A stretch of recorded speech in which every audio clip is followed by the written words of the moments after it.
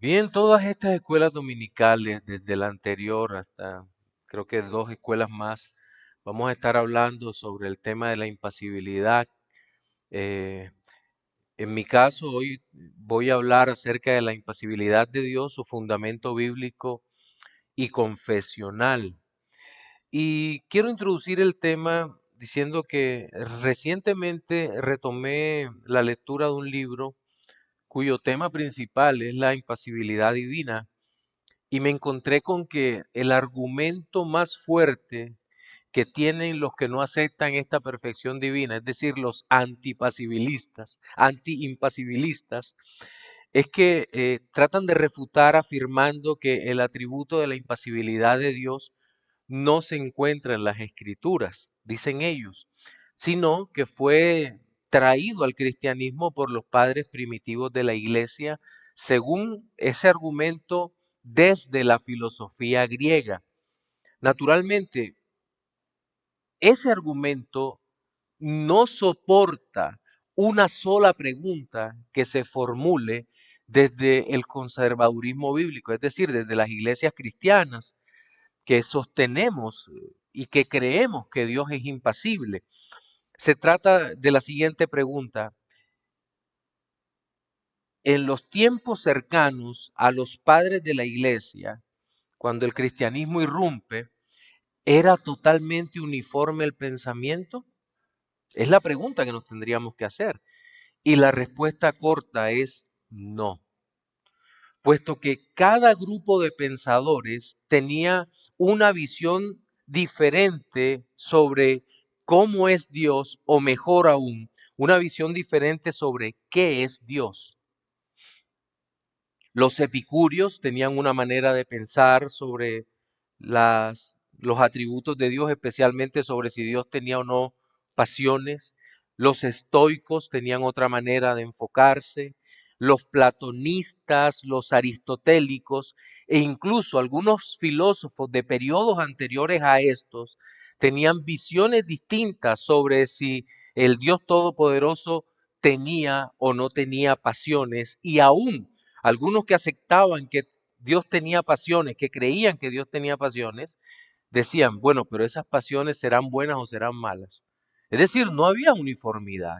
Entonces, esta falacia argumentativa realmente fue planteada por Adolf von Harnack, eh, probablemente a final del siglo XIX, principios del XX, y este teólogo alemán propuso la idea de que toda la Biblia mostraba a un Dios lleno de pasiones, y de hecho que esas pasiones eran semejantes a las nuestras.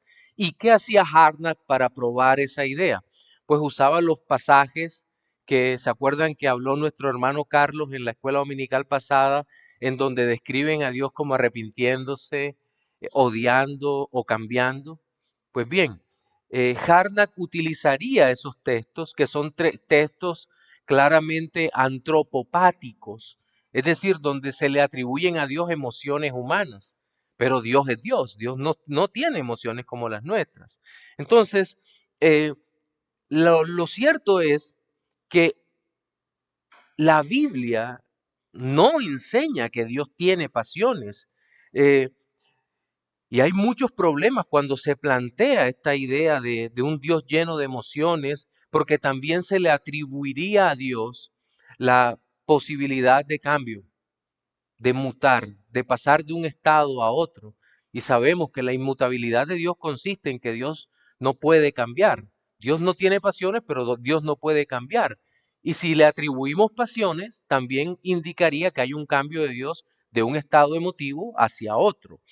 Entonces, el cristianismo ha creído y ha confesado a lo largo de la historia que Dios es impasible.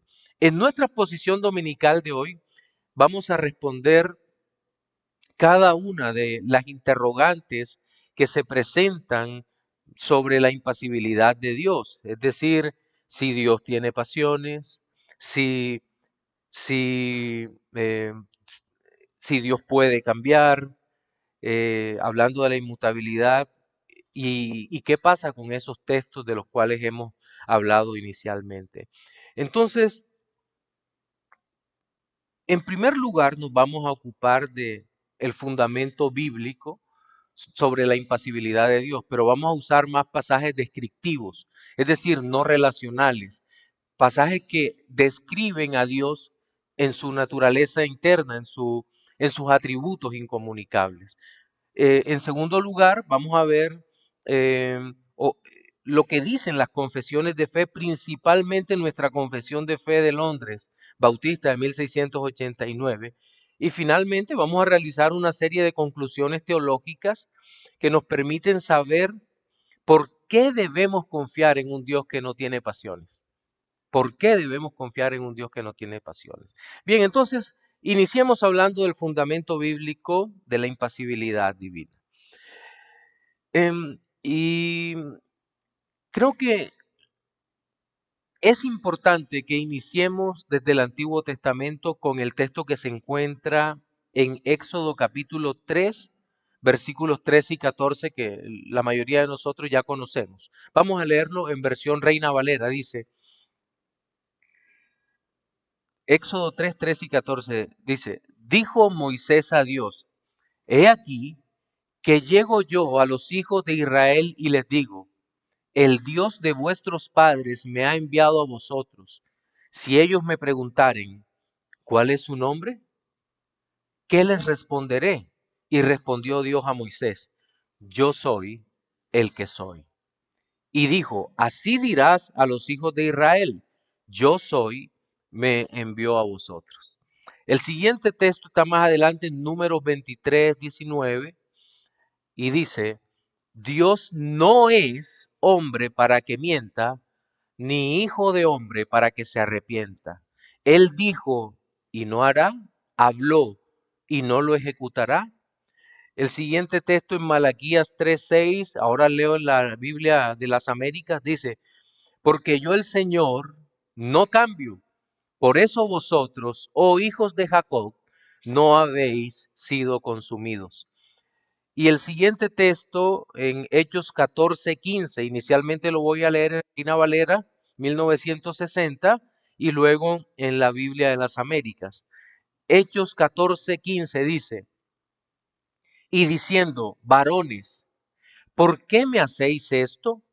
Nosotros también somos hombres semejantes a vosotros, que os anunciamos que de estas vanidades os convirtáis al Dios vivo, que hizo el cielo y la tierra, el mar y todo lo que en ellos hay. Y en la Biblia de las Américas dice el mismo texto, y diciendo, varones, ¿por qué hacéis estas cosas? Nosotros también somos hombres de igual naturaleza que vosotros y os anunciamos el Evangelio para que os volváis de estas cosas vanas a un Dios vivo que hizo el cielo, la tierra, el mar y todo lo que en ellos hay. ¿Qué significan estos pasajes en su contexto? Inicialmente el de Éxodo 13:14, donde Dios se presenta como el gran yo soy. Entonces, este versículo no pretende darnos una nomenclatura a través de la cual podamos llamar al Señor y ser exactos en la descripción del Dios incomprensible y Rey soberano, creador del universo. Menos aún, tampoco el versículo trata de explicar su ser desde nuestra perspectiva humana, lo cual es imposible que podamos entenderlo. Entonces, ni aún con todas las capacidades de los seres humanos podríamos explicar a Dios. Entonces, ¿qué es lo que está haciendo Dios? Dios nos está revelando un aspecto de su carácter que desea que el pueblo conozca. Inicialmente en ese contexto del pueblo de Israel, pero también revelarlo a todos los que vendrían después de ese pueblo allí en el desierto o el pueblo que iba a salir hacia el desierto. La forma como está constituida esta declaración sobre quién es Dios no solo nos habla de su eternidad, yo soy el que soy, dice el Señor, y de su trascendencia, es decir, el Dios que está más allá de toda creación, sino que también es una referencia directa al Dios que no cambia. Yo soy el que soy. Y recordemos algo, que nosotros para entender que Dios no cambia, eso va asociado al Dios que no tiene pasiones, por lo que hemos dicho ahora mismo, ¿verdad? Hace un momento dijimos que Dios no puede pasar de un estado emocional a otro porque eso implicaría que Dios cambia o que Dios muta. Entonces, en Dios no hay cambios en su carácter ni pasiones que nos lleven a pensar que en un arrebato de ira o en un sentimentalismo ardiente y momentáneo, Dios pudiera tomar decisiones que luego lamentaría. O por el contrario, que en un despliegue de amor, de misericordia y gracia, de pronto Dios manifestara poder salvador, pero al día siguiente aborreciera su creación. Dios no es así. Dios es impasible, pero tampoco cambia.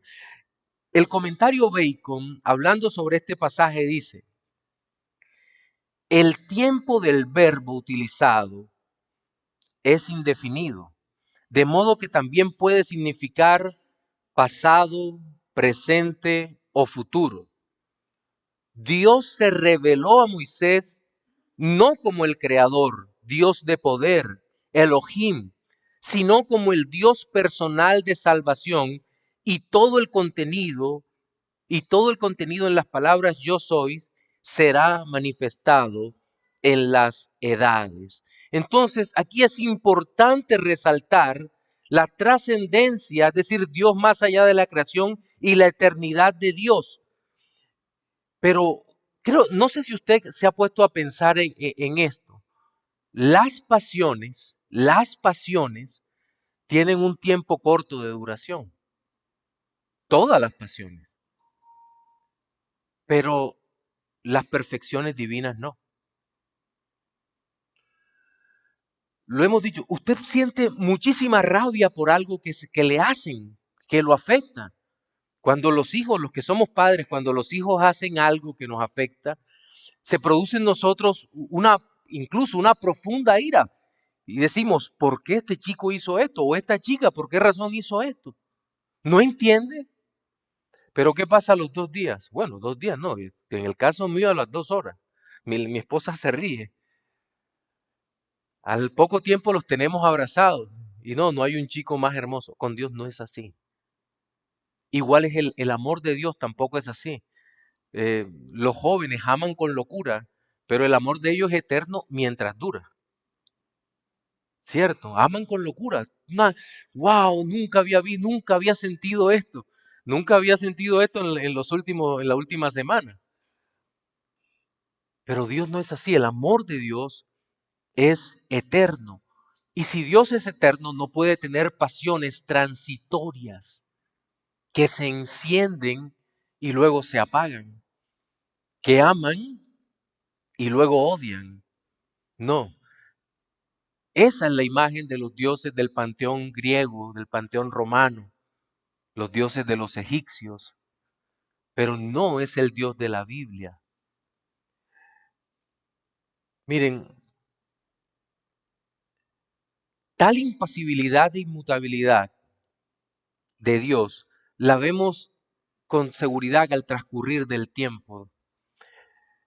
Ya en Números, el texto que leímos en Números, donde el perverso Balac manda llamar al falso profeta Balaam para que maldiga al pueblo de Israel, y Balaam ofrece cualquier cantidad de dinero con el propósito de que de que el profeta maldiga al pueblo de Dios y Dios consecuentemente maldiga al pueblo que él mismo ama.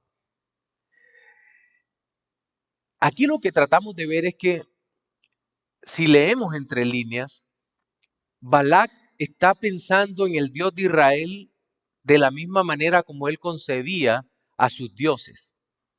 Dioses que pueden ser influidos externamente para que sientan o hagan aquello que el ser humano quiere. Eso es lo que está pasando allí.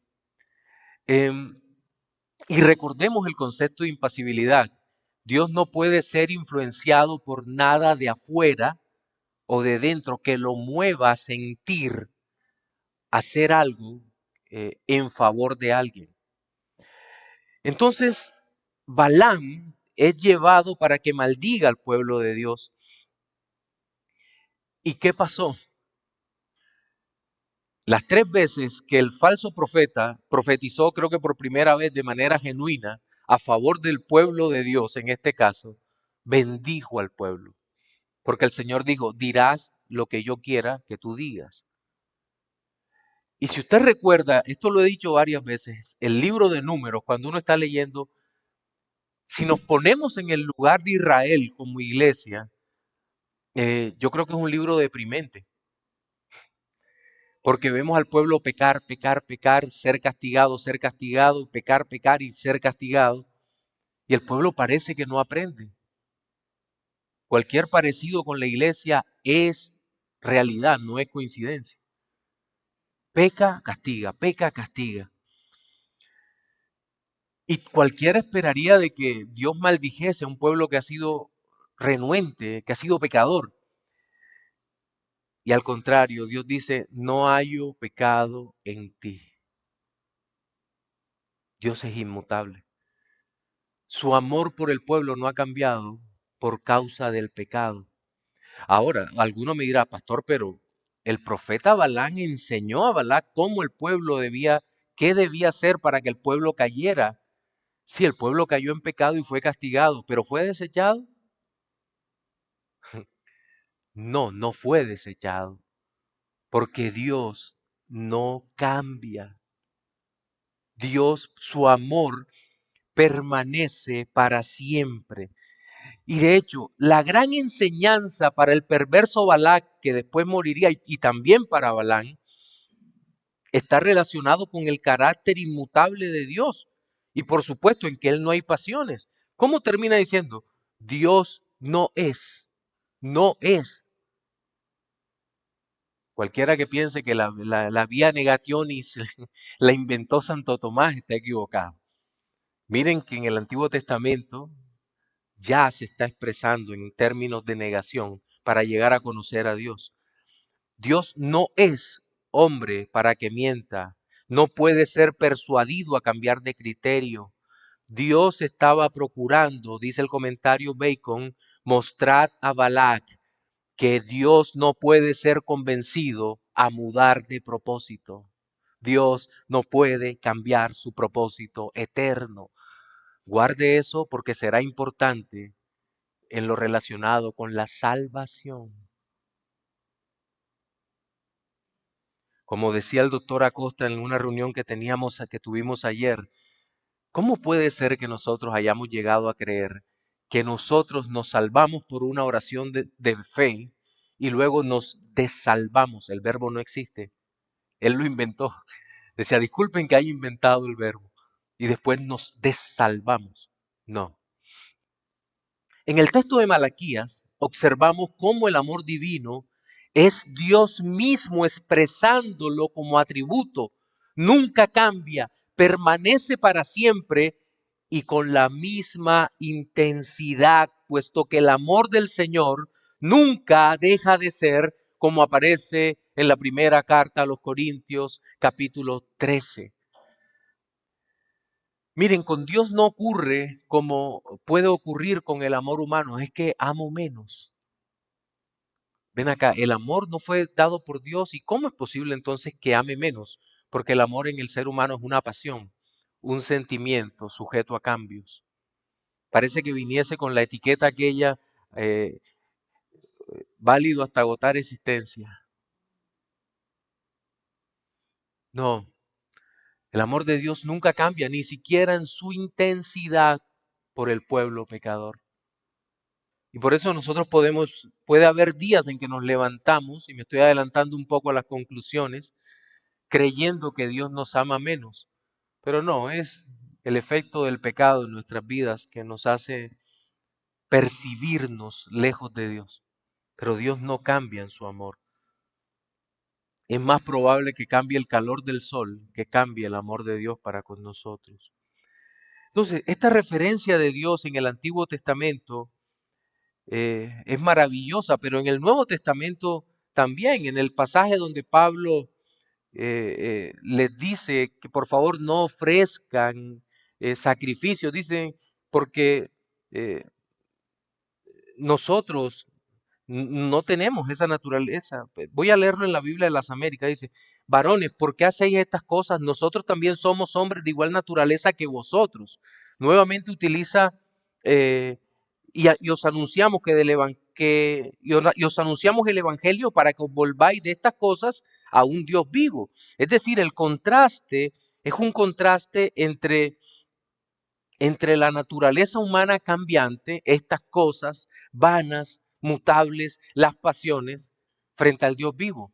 Y aquí hay un hecho ciertísimo, porque eh, en el libro de los Hechos, nosotros lo que vemos es que, aunque hemos sido creados por Dios, somos realmente espiritualmente diferentes al Señor en cuanto a esta perfección. Somos distintos.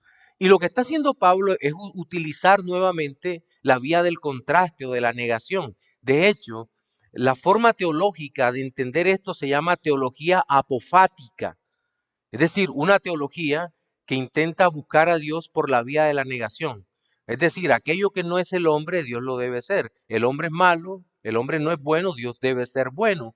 El hombre es imperfecto, Dios es perfecto. El hombre es lleno de pasiones, Dios es impasible.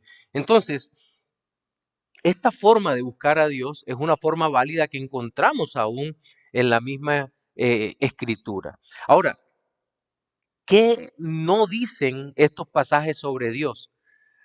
Bueno, estos pasajes no dicen que el Señor sea indiferente o apático con sus criaturas.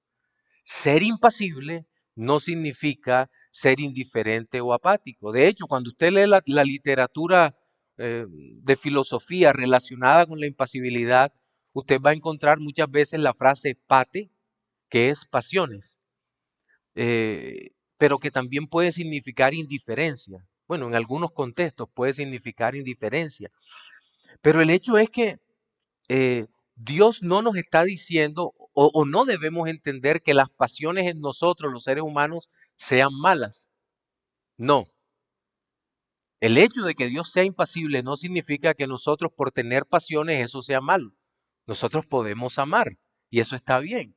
De hecho, hace algún tiempo citaba a los que les gusta la ficción un personaje de ficción de la saga Star Trek que se llama Spock. Y Spock tiene una lucha por desterrar las pasiones o las emociones de su ser, porque las considera una debilidad. Y seguramente dentro de la filosofía estoica, una parte de los estoicos tal vez consideraban las emociones como debilidad, incluso porque sentían que la pasión, cualquiera que ésta fuera, une emocionalmente mi ser con el ser del otro y me debilita. Y se han escrito libros en esa dirección para decir que es necesario desapegarse, en fin, pero cuidado, eso Dios no nos hizo así. Dios no nos hizo sin emociones, no nos hizo apáticos. Dios nos hizo personas sensibles, que tenemos emociones. De hecho, hay un libro de Jonathan Edwards que se llama Los afectos religiosos, el cual es un libro fantástico que nos habla sobre las emociones santificadas para la gloria de Dios. Pero en Dios no hay pasiones. Ah, entonces, cuidado con lo que interpretamos. Si Dios me hizo a imagen y semejanza de Él y Dios es impasible, luego entonces yo debo ser impasible. No, no, pensamiento, soy un genio. No, no, cuidado. Hay una diferencia entre creador y criatura. Cuidado. Y a nosotros no nos es dado la impasibilidad porque es un atributo no comunicable del Señor. Ahora bien, hay otra falacia también relacionada con el dolor y es aquella que dice que para entender el sufrimiento debemos sufrir con el que sufre. ¿Eso será cierto? Lo hemos escuchado bastante, ¿verdad? Esto tiene un problema en sí mismo, puesto que Dios no requirió experimentar el sufrimiento por el pecado para descender a la tierra a redimirnos. El Hijo de Dios, en su humanidad que experimentó el sufrimiento voluntariamente para salvarnos. Es decir, Él sufrió porque nos entendía, no sufrió para entendernos. Cuidado con eso. Esto de seguro choca con la idea frecuentemente usada por algunos evangélicos actuales, en donde nos hablan de la empatía. ¿Ha escuchado la frase? La empatía. Esta es definida como la necesidad de asumir el dolor ajeno para así entender el padecimiento o la alegría de los demás y luego poder identificarse. Pero honestamente no hay nada más ineficaz en esta forma de pensar, puesto que podemos ser compasivos, pero requerimos cierto grado de inalterabilidad para poder ser efectivos al momento de socorrer a alguien en su dolor.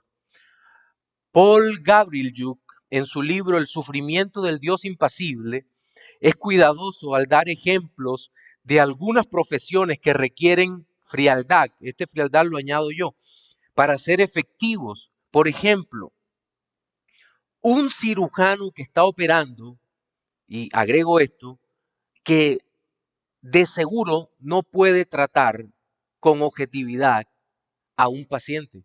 Y tal vez esa es la razón por la cual un cirujano no opera a sus personas cercanas. ¿Por qué? Porque están involucradas las emociones. Perdónenme lo que voy a hacer ahora. Voy a usar una experiencia personal que no es bueno usarla. La vez que me puse mal antes de predicar, íbamos con mi hija. Mi hija es médico y en ese momento ella iba controlada, pero decía, no te puedo decir lo que tienes porque estoy tan nerviosa como tú. ¿Por qué? Porque hay una emoción por el solo hecho de ser mi hija. Entonces, ahí falta la objetividad porque está demasiado involucrada conmigo. Sí, porque, ajá, soy su papá. Y entonces el médico no se debería involucrar con sus familiares en su tratamiento, obvio, también puede terminar en una pelea terrible, ¿no? Ahora, un bombero que va dispuesto a salvar vidas requiere estar emocionalmente reposado para así socorrer a quienes más lo necesitan. Incluso para dar su vida por los demás necesita cierto grado de frialdad. Entonces, Dios ama de forma perfecta, no es impasible. Ahora, trate de imaginarse una escena donde alguien sufre por algo extremo y si uno llega a sufrir con él, ¿qué ayuda es? Eso hace acordar la historia de las dos mujeres que están tomadas, ebrias, llorando porque el esposo se fue. Y la otra llega a llorar con la otra. ¿Usted se imagina eso? Es una escena que puede dar risa, pero ese no ayuda. Una persona tiene que estar cuerda sin estar tan involucrada para poder ayudar. Entonces, cuidado con eso. Me estoy adelantando un poco a las conclusiones. En segundo lugar, hablemos sobre el fundamento confesional de la impasibilidad. La Biblia es la palabra de Dios y es autoritativa para nuestras vidas. Esto es y será siempre cierto. No obstante, después de que el hombre cayera en pecado, surgieron una serie de problemas espirituales que afectaron no solo la moralidad, sino también las facultades intelectuales. Tan profunda ha sido la afectación del pecado que es evidente para cada uno de nosotros que aun cuando el Señor nos ha redimido, hablo a los creyentes, no siempre entendemos asuntos relacionados tanto con la redención como también con la naturaleza de Dios. Y por esa razón, las confesiones de fe nos sirven como documentos de consenso que unen bajo una misma cobertura teológica a todos los que tenemos un mismo sistema de doctrina. Todos los que estamos aquí, o por lo menos el 90 y tanto por ciento, creo que sacamos la bandera de la Confesión de Fe de Londres de 1689. Decimos, sí, creemos que es una representación fiel de lo que creemos sobre la Biblia, ¿verdad? Entonces, cuando hablamos de Dios, es imposible definir a Dios. Nadie puede definir a Dios. Y podemos decir con toda seguridad que lo mejor que podemos hacer para describir al ser divino es a través de los atributos. Teólogos como creo que Hodge dirá que la mejor forma es poner un atributo al lado de otro para tratar de definir, eh, para tratar de decir quién es Dios, como aparece Dios revelado en las Escrituras. Entonces, eh, esta comprensión no es uniforme, ¿verdad? A todos los hombres, ni siquiera a todos los cristianos. Y en el estudio de hace algunos meses sobre la impasibilidad, aporté algunos textos confesionales en donde empecé hablando desde algunos credos primitivos y luego fuimos recorriendo la historia del dogma hasta llegar a Londres 1689. Entonces, digamos que todo eso sirve como registro histórico y el que quiera puede buscarlo en nuestro canal, los que nos están viendo a través de YouTube. Entonces, ahora bien, el conocimiento del atributo de la impasibilidad no es una novedad teológica surgida entre los padres que abrazaron supuestamente el helenismo y se dejaron influir por el pensamiento griego. No, nada de eso, como ya lo habíamos visto. Eh, entonces, ni tampoco fue un invento en la Edad Media o con el resurgimiento del aristotelismo, mucho menos en la época escolástica, con hombres como Tomás de Aquino, Abelardo o algunos otros, tampoco en la Reforma, Calvino, Lutero, Zwinglio, Melantón, Besa o incluso en el periodo puritano, porque nunca hubo grandes controversias alrededor de la impasibilidad de Dios. Todo el cristianismo siempre ha creído que Dios es impasible. Digamos que eh, el desacuerdo surge con la aparición de la teología liberal, en donde se le trata de, de decir a los hombres que Dios puede cambiar y que Dios puede ser influenciado de alguna manera en sus perfecciones. Ahora bien, permítanme nuevamente citar eh, dos textos básicos de las confesiones de fe. El primero, la Confesión de Fe de Westminster, en su segundo capítulo, afirma: hay un solo Dios vivo y verdadero, quien es infinito en su ser y perfección, un espíritu purísimo, invisible y atentos, sin cuerpo, partes o pasiones. De igual manera, nuestra Confesión de Fe Bautista de Londres de 1689, también en su capítulo 2, dice: el Señor nuestro Dios es un Dios único, vivo y verdadero, cuya subsistencia está en Él mismo y es de Él mismo, infinito en su ser y perfección, cuya esencia no puede ser comprendida por nadie sino por Él mismo. Es espíritu purísimo, invisible, sin cuerpo, miembros o pasiones. Esa frase será clave: sin cuerpo, miembros o pasiones. ¿Por qué estas declaraciones están ahí? Pues no se puede dejar de lado simplemente creer que todos los creyentes que asisten a la iglesia tienen las mismas convicciones de quienes enseñan. Y por eso estas declaraciones tan firmes y claras nos hablan de qué creen los cristianos que están en ese lugar. Hablar de la impasibilidad en las grandes confesiones de fe siempre ha estado unido al hecho ciertísimo de que Dios es, por ser espíritu purísimo y carecer de cuerpo, no tiene pasiones. Ahora, piense esto: ¿cómo expresa las pasiones el ser humano? Porque cualquiera puede decir, no, las pasiones son mentales. ¿Estás seguro? ¿Estás seguro de eso? No, las pasiones están necesariamente amarradas a la corporeidad. ¿Por qué? Porque todo lo que sentimos, vemos, probamos, palpamos, producen en nosotros algún tipo de pasiones. Pero además de eso, recuerde que nuestro espíritu es diferente en muchos sentidos al Espíritu de Dios o al Dios Espíritu. ¿En qué sentido? Lo vimos en la simplicidad. ¿De qué está hecho Dios? Alguien que lo diga. ¿De qué está hecho Dios? De Dios mismo. Dios es Dios. Dios está hecho de Dios. No, es simple. Dios es simple en ese sentido. Dios está hecho de Dios. ¿De qué estamos hechos los hombres? Materialmente, átomos, no sé qué. Espiritualmente Dios nos hizo, pero no nos hizo de la misma esencia de Él. Somos seres espirituales, pero no estamos hechos de Dios porque la esencia de Dios no puede ser dividida. Dios no puede ser dividido por ser simple.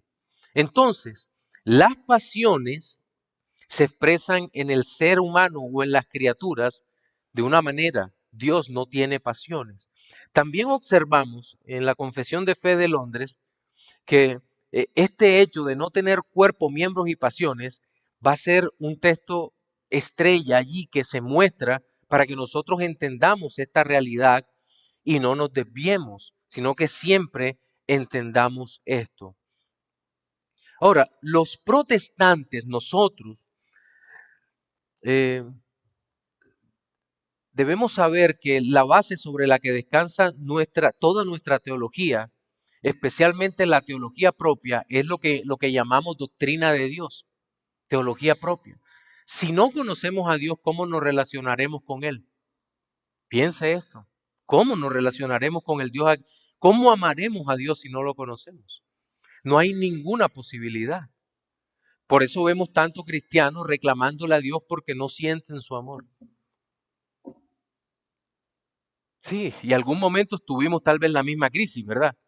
Ay, es que no te siento, Señor. Ey, espérate un momento. ¿Qué obligación tiene Dios de hacerse sentir en tu vida?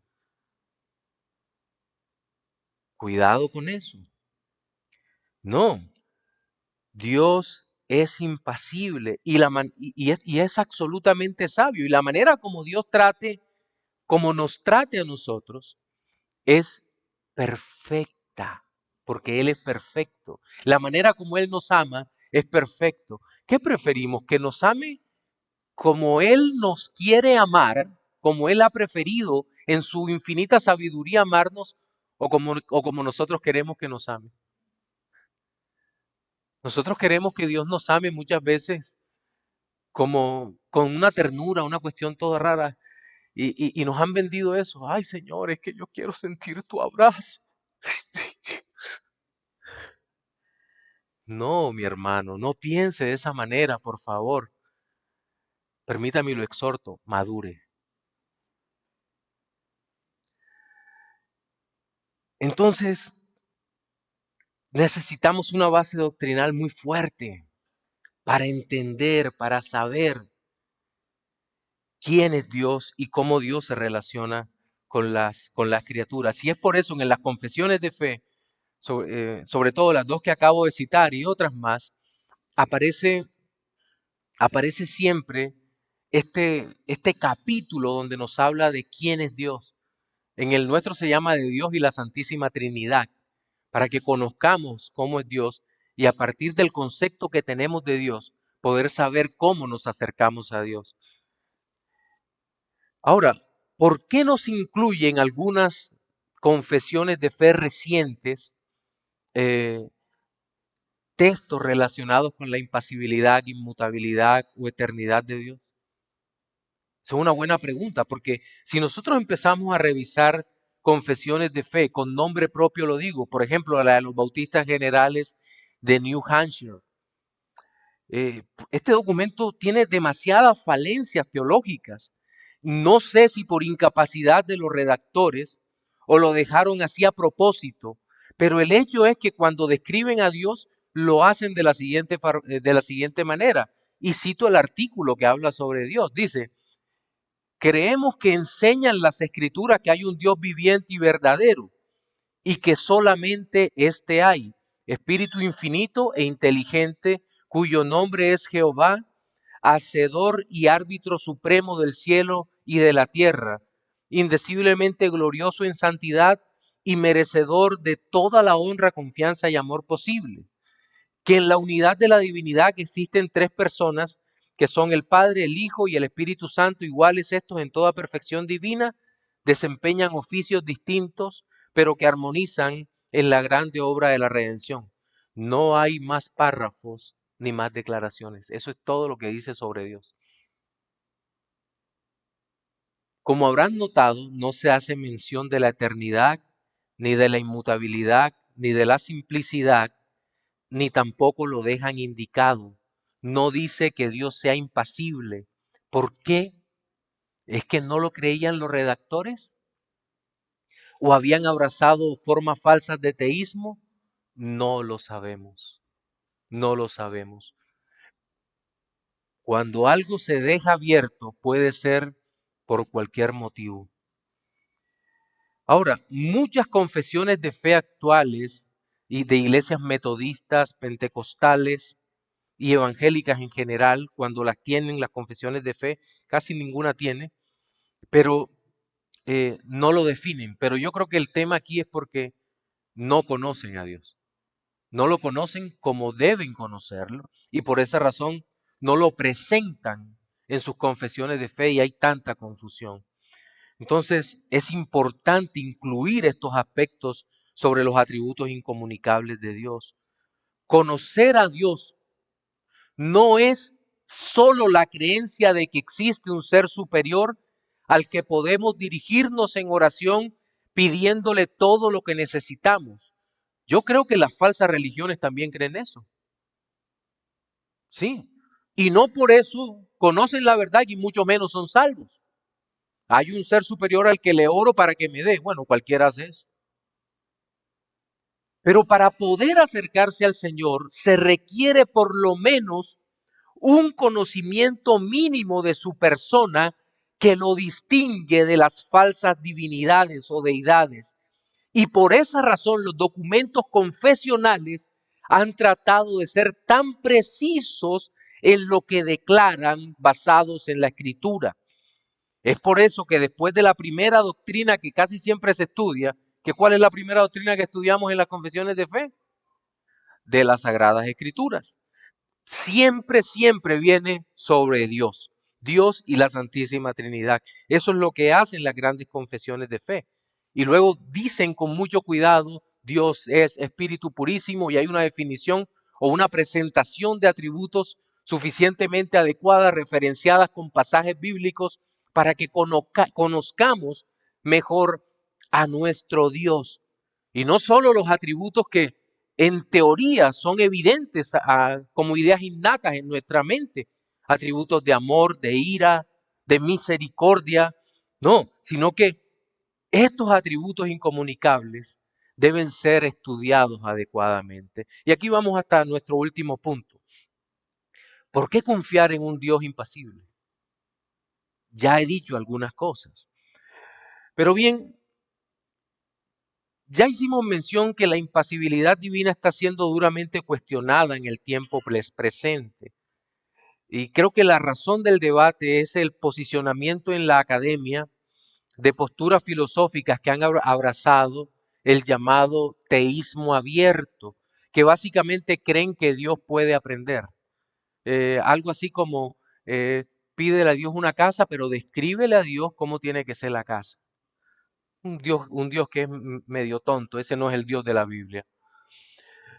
Dios puede aprender. No, Dios no puede aprender nada porque Él es absolutamente perfecto en el conocimiento de todas las cosas. Por ser eterno conoce pasado, presente y futuro. Y por ser omnisciente conoce todas las ciencias porque Él las inventó. Y a todas las personas nos conoce mejor que nosotros mismos porque Él conoce todas las cosas.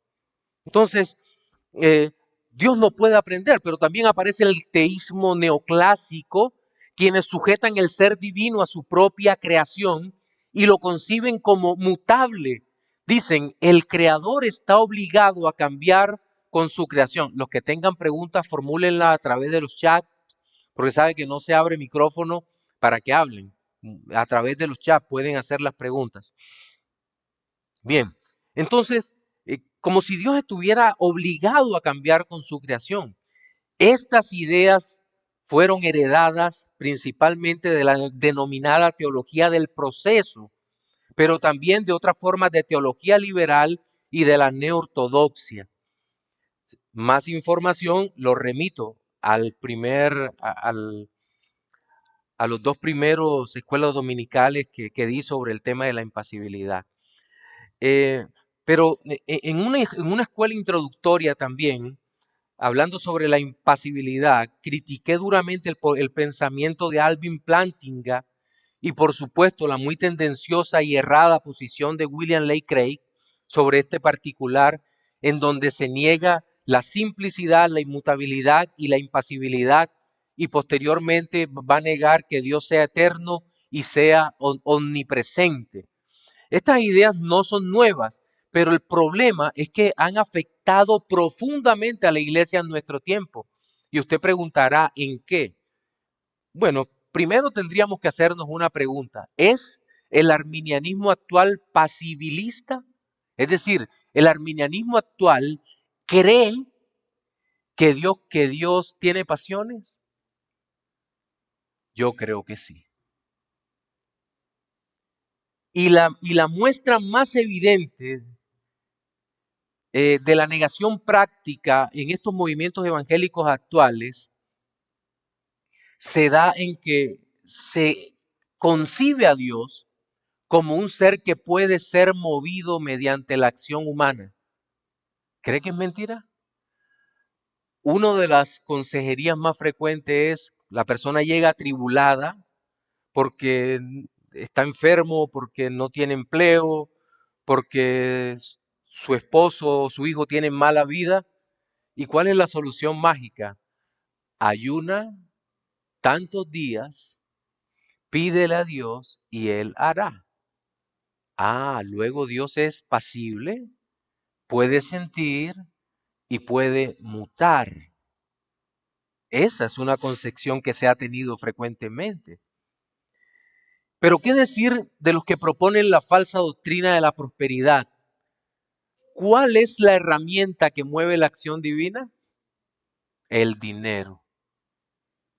El dinero. En este caso, mueven las pasiones y los afectos de la falsa deidad a través del dinero para que Dios actúe a favor. Paga tu milagro, compran hasta conversiones, ¿no? Es triste, pero es la realidad. Este es un Dios hecho a imagen y semejanza de los hombres. No es firme en sus propósitos y aún la salvación se encuentra en un columpio de emociones en donde depende por entero del estado de ánimo de ese Dios para lograr ser o no ser salvo. La visión de este evangelio reduce a Dios, produce inseguridad en el creyente y da un pésimo testimonio al mundo sobre el carácter inmutable, fiel y seguro del Dios en que creemos. Ahora, y aquí va mi último aparte de hoy, de la escuela dominical, y es que solo el Dios que no tiene pasiones puede ser nuestro ayudador. Solo el Dios que no tiene pasiones puede ser nuestro ayudador. Dios no tiene pasiones y por lo tanto, si nosotros lo vemos actuar en toda la Biblia, siempre obró de acuerdo a sí mismo, a él mismo. Dios siempre obró a lo que había determinado obrar. Volvamos al pueblo de Israel. El pueblo de Israel pecó contra Dios muchísimas veces, pero Dios jamás dejó de darles gracia, amor y misericordia. ¿Los castigó? Amén, porque Dios no es injusto y no dará por inocente al culpable.